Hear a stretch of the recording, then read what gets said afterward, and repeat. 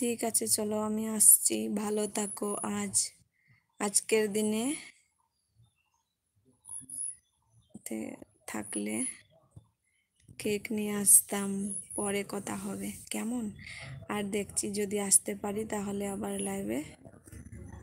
লাইভটা দেখে নেব, আর না হলে পরে কোনোদিন পরে, যেটা তোমার আছে। ও আচ্ছা আচ্ছা, ঠিক আছে ঠিক আছে। উফ, কত যে গরম ঠাকুর।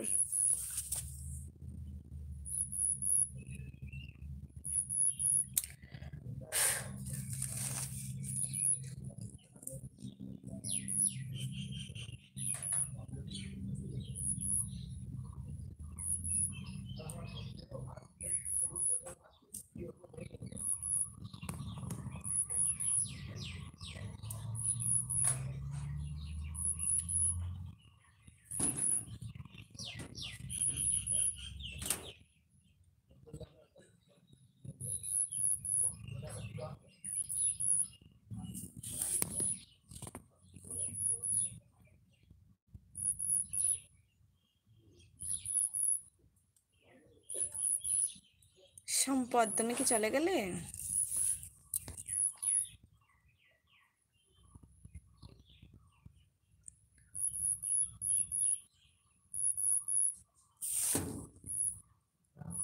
টাটা, থ্যাংক ইউ কথা বলবার জন্য। এবার আপনি যান, একটু রেস্ট নিন, পরে করবেন ভিডিও। একটু শুয়ে থাকো। বাবা, এখন আমি শুবো কেন? এখন কটা বাজছে? 11টা 22। সেখানে তো শোবার সময় নয়। আমি লাইভ থেকে বেরিয়ে একটু পরে পড়তে বসবো। আগে ভাবলাম তোমাদের সাথে একটু কথা বলে নিই, তারপর একটু পড়বো। সুপর্ণা, হাই, তোমার বার্থডে টুডে? ইয়েস, আজ আমার বার্থডে।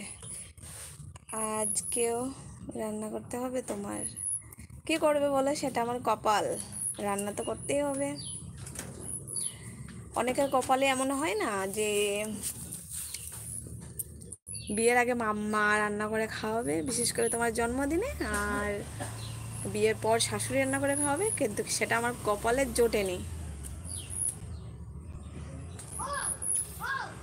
কি করছো? এই তুমি লাইভে আসলাম, গল্প করছি সবার সাথে।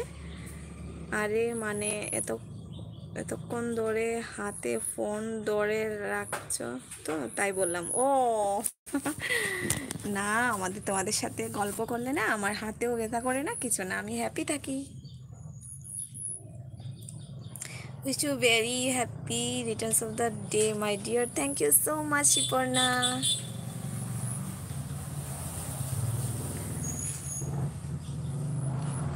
বরকে বলো আজ তুমি রান্না করো, আমি খাবো।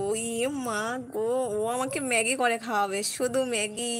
আর কিছু বলো না, লজ্জা করছে আমার ভাবলে। আর বলো না। ম্যাগি বানাতে পারে, ডিম অমলেট করতে পারবে, ভালো করে চা বানাতে পারবে, বাস। বলবো কি?